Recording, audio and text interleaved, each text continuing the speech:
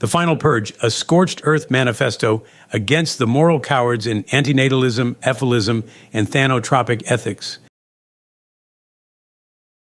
All right, fuck it.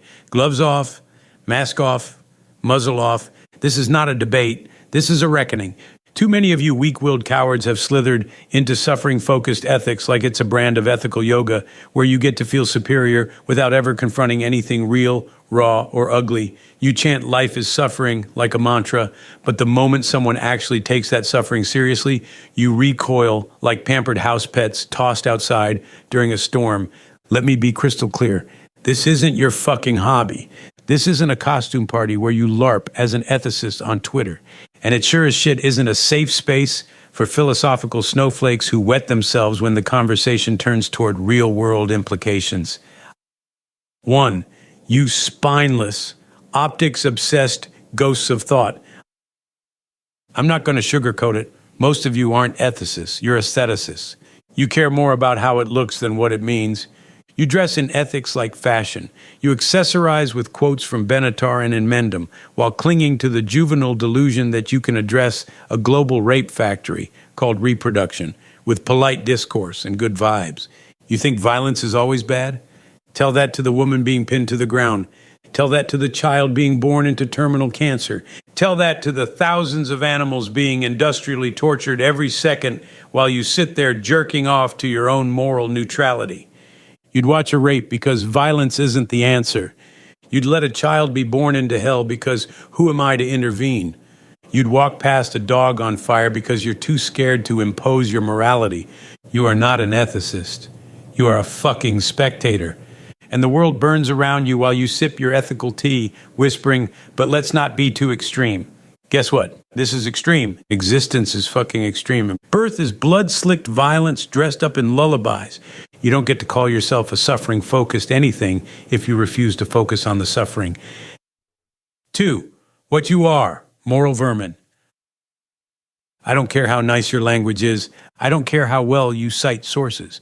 If you see harm being imposed and your only concern is whether stopping it might look bad, you are not on the side of the victims. You are a complicit little freak with a diploma in ethical masturbation. You're the kind of person who would scream at a firefighter for breaking a window. You're the kind of person who would stand in front of a euthanasia clinic with a sign saying, "But what if they change their mind?" You've never once cared about stopping harm. You've only ever cared about not being criticized for how you do it. You call us extreme. You are too soft to even acknowledge that stopping harm may require action. You want us to whisper our ethics so we don't offend the sadistic parents, the cults of optimism, the selfish breeders, the predator priests of natal delusion. You want the movement to look nice in a Facebook post. Fuck your PR campaign. This is a movement of moral fire, not friendship bracelets. If you're not ready to walk into that fire, then you are dead weight. And I will burn your cowardice in front of you until you understand what you've been enabling. 3. No more babysitting. I'm not your mother. I'm not your therapist. I'm not your fucking onboarding coach for suffering-focused philosophy. You've had your time to learn. The essays are out there, the videos, the podcasts, the arguments, the thought experiments, and yet you still sit there, wet-eyed and wide-mouthed, acting like the idea of ethical intervention is just so confusing and scary. You bleat about moral high grounds while wallowing in the ethical shallows. You call for nuance when it's just a shield for your paralysis. You call for kindness when it's just a shield for your cowardice. You call for balance while standing on the corpses of future children you refuse to protect. So let me be blunt. If you're still confused, still uncomfortable, still whispering, but what about the optics? You're not on the fence. You're on the side of the harmers. You are protecting them. You are excusing them. You are enabling them. You are the enemy. And I will no longer babysit you while you fumble your way through the shallow end of an ethical abyss. This is a warning, not a conversation. If you continue to wear the name antinatalist, efilist, or thanotropic ethicist while refusing to embody the full implications of what that means, you will be exposed.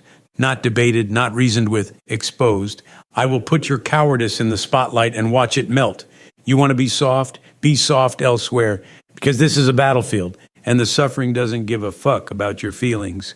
To all the tourists in this philosophy, take your fragile sensibilities, take your optic-soaked cowardice, take your shallow understanding, and take a long, hard walk off a short pier. Don't come back until you've read every inch of the horror carved into this world. Don't come back until you're ready to lift a fucking finger to stop it. And don't come back until you've buried your comfort and risen with conviction.